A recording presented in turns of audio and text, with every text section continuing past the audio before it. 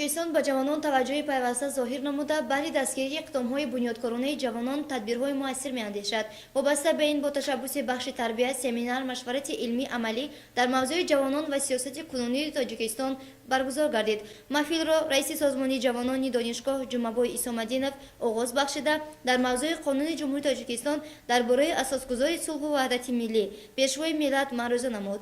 мавсуф оид ба нуктаҳои асосии ин қонун ва мавқеи ҷавонон ва сиёсати имрӯзаи тоҷикистон сухан кард. донишҷӯёни факултати ҳуқуқшиносӣ Шоҳрух Сатторов, Муҳиб Эрбоев таҳти унвони зарурияти ворид намудани тағйиру иловаҳо ба Конститутсияи ҷумҳурии Тоҷикистон ва паёми асосгузори сулҳу ваҳдати миллӣ пешвои миллат муҳтарам Эмомалӣ Раҳмон ва Маҷлиси олии ҷумҳурии Тоҷикистон роҳнамоии ҷавонон маърузаҳои илмӣ намуданд.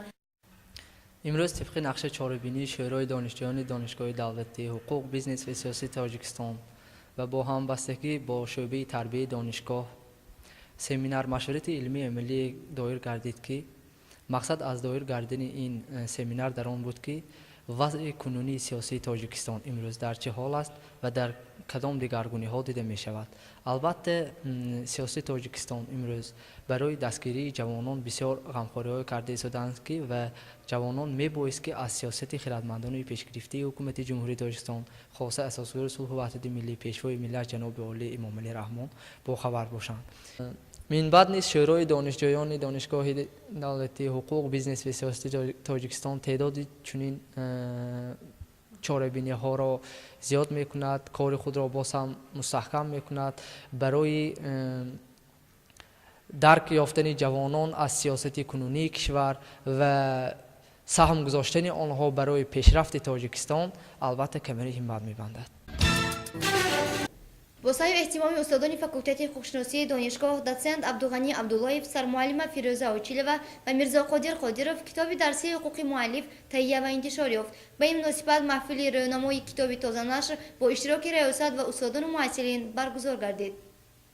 маҳфилро декани факултати ҳуқуқшиносӣ доцент Шӯҳрат Кенҷаев ҳусни ифтитоҳ бахшида оид ба моҳияти баргузории чунин маҳфилҳо ва ҳадафҳои муаррифии китоби дарсии тозанашри ҳуқуқи муаллифӣ сухан кард. муаллифи китоб сармуаллим Абдуғани Абдуллоев оид ба китоби дарсӣ ки барои донишҷӯёни факултати ҳуқуқшиносӣ таҳия шудааст фикру андешаҳои худро баён намуда доир ба ҳуқуқҳои моликият, ҳифзи ҳуқуқи гражданӣ ва ҳуқуқи муаллиф сухан кард.